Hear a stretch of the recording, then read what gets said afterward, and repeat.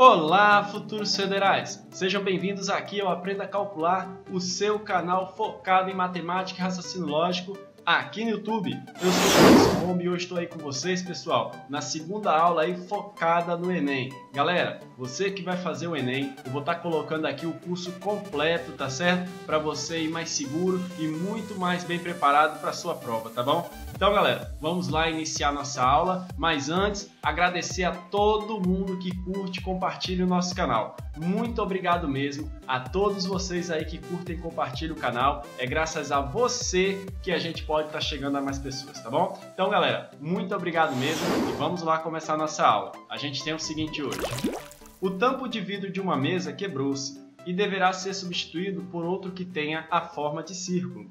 O suporte de apoio da mesa tem o formato de um prisma reto, de base em forma de um triângulo equilátero, com lados medindo 30 centímetros. Uma loja comercializa 5 tipos de tampos de vidros circulares com cortes já padronizados, cujos raios medem 18 centímetros, 26 centímetros, 30 centímetros, 35 centímetros e 60 centímetros. O proprietário da mesa deseja adquirir nessa loja o tampo de menor diâmetro que seja suficiente para cobrir a base superior do suporte da mesa.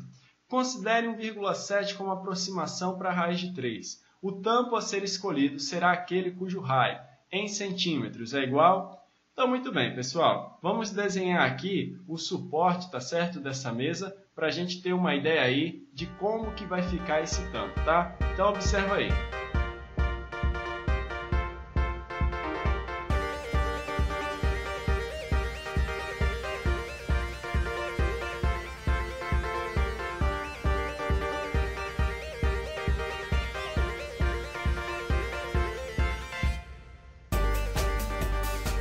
Então perceba que ele diz aí que o suporte tem a forma de um prisma reto, de base com um triângulo equilátero, onde ele diz que o lado desse triângulo é de 30 centímetros, tá certo?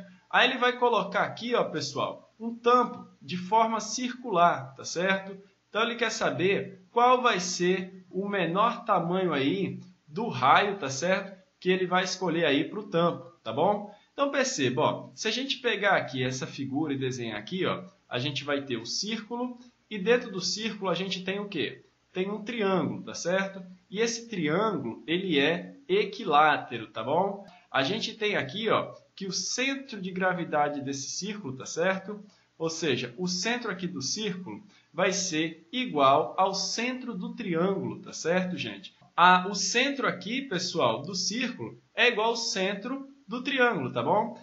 Então, se a gente pegar aqui desse vértice e ligar até o outro lado, formando um ângulo de 90 graus com um lado, a gente está diante da altura, ok? Ora, mas eu sei, gente, o seguinte, que o raio vai ser do centro, tá certo? Da figura, vai ser aqui do centro até o vértice. Esse aí é o raio. Então, o que acontece? Eu tenho que o raio vai ser uma parte da altura. E quando eu tenho um triângulo equilátero inscrito aí numa circunferência, a relação é a seguinte, o raio vai equivaler a 2/3 da altura, tá bom? Então, eu tenho que saber disso aqui, tá certo? Raio equivale a 2/3 da altura do triângulo equilátero. Ora, sabendo disso, pessoal, a coisa já facilita bastante. Por quê? Ele está querendo saber qual raio aqui que esse círculo vai ter, tá certo? Então, para a gente achar esse raio, o que a gente vai ter que fazer primeiro? Primeiro, a gente vai ter que achar a altura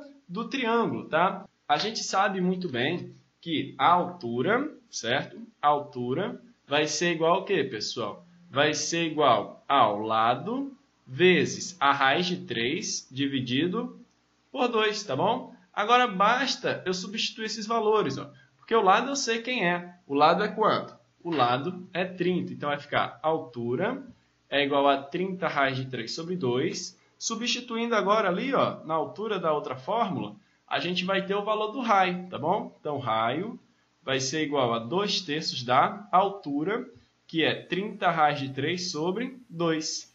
Simplifica que simplifica, simplifica que simplifica. Eu tenho que o raio vai ser 10 raiz de 3, que ele informa que é 1,7. Logo, o raio vai ser igual a quanto? o raio é igual a 17, tá bom? Então ele quer saber qual tampo que ele deve escolher.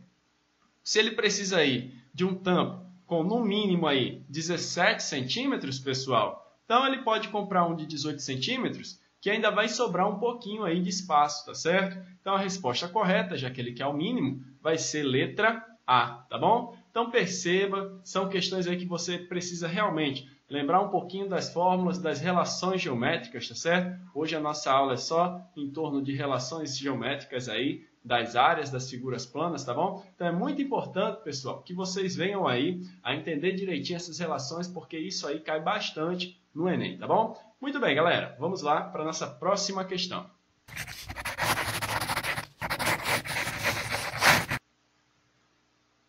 Uma carga de 100 contêineres, idênticos ao modelo apresentado na figura 1, deverá ser descarregado no porto de uma cidade.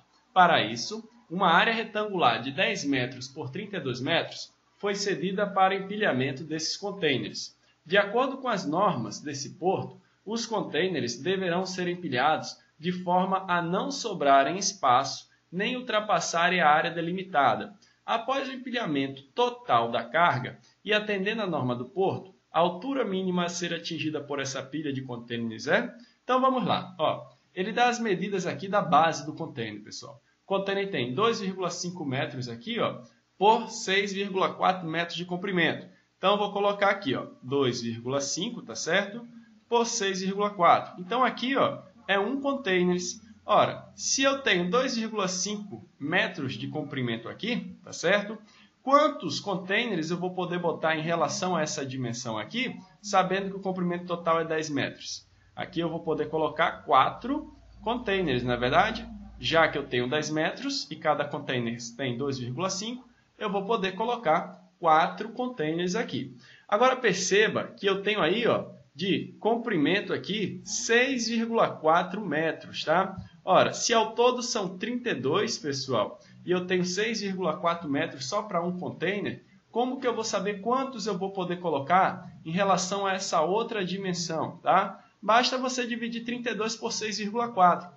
Você vai achar que você pode colocar 5 containers aqui nessa outra dimensão, tá bom? Então, ó, você tem 4 containers aqui na primeira dimensão, por 5 containers nessa outra dimensão. Eu sei que se eu quiser saber o total de containers, então, que eu posso colocar nessa área, como aqui se trata de um retângulo, basta você fazer a multiplicação de base vezes altura, você vai encontrar aqui 20 containers, tá certo? Então, ó, em cada camada você vai ter 20 containers, mas ao todo são quantos containers aí que eu tenho que armazenar? Ele diz aí que são ao todo 100 containers, tá certo? Então, o que eu vou fazer? Ora, se em cada camada cabem 20, ao todo eu vou precisar de 5 camadas aí para colocar todos os containers, onde cada camada vai ter um total aí de 2,5 metros, que é a altura do container. A altura do container vai ser igual à altura da camada. Se eu preciso de 5 containers, pessoal, ou seja, de 5 camadas, a minha altura total vai ser 5 vezes 2,5, que vai dar igual a quanto? 12,5 metros, tá bom? Então essa vai ser a nossa resposta, letra A de amor, tá bom? Aqui eu aprendo a calcular detonando geral aí no Enem.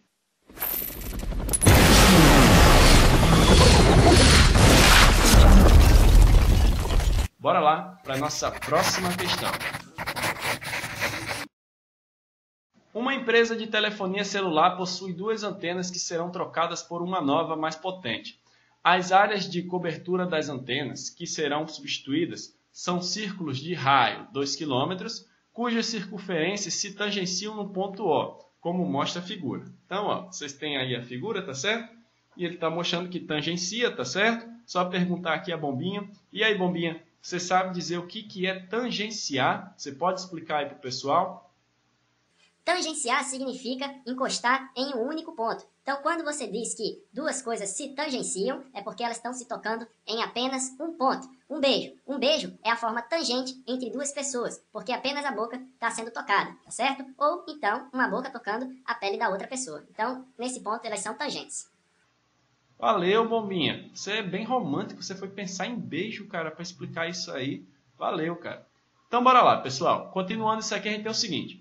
O ponto O indica a posição da nova antena e sua região de cobertura será um círculo cuja circunferência tangenciará externamente as circunferências das áreas da cobertura menores. Com a instalação da nova antena, a medida da área de cobertura em quilômetros quadrados foi ampliada em...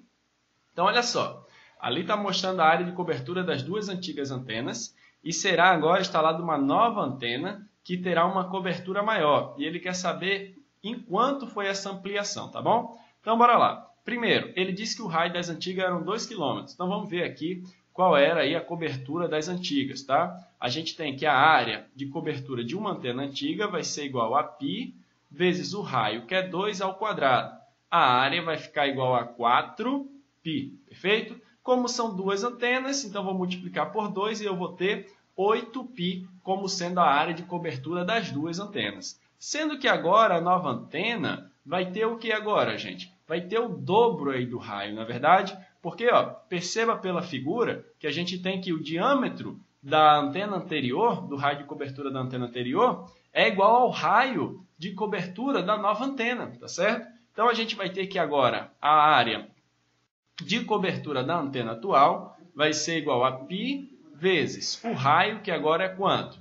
Igual ao diâmetro da anterior, tá certo? Ou seja, o raio agora vai ser igual a 4 quilômetros elevado ao quadrado.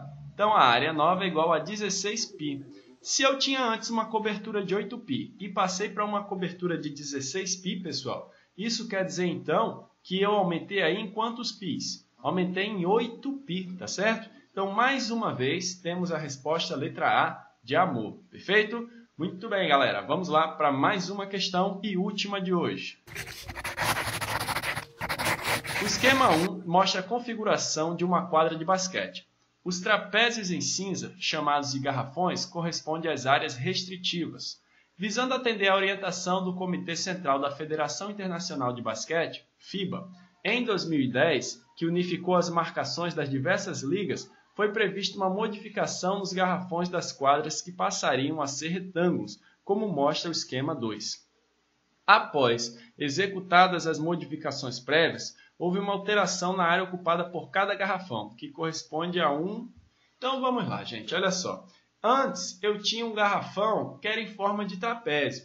Agora o garrafão está em forma de retângulo. O que eu vou ter que fazer para saber aí de quanto foi a alteração das áreas? Eu vou ter que calcular a área do trapézio e depois eu vou ter que fazer o quê? Calcular a área do retângulo, perfeito? Então é isso que eu vou fazer. Questão muito simples, porque ele deu todas as medidas aí, tá? Basta apenas aí lembrar das formas, tá bom? Então bora lá. Vem aí. Aqui a gente tem o seguinte, pessoal.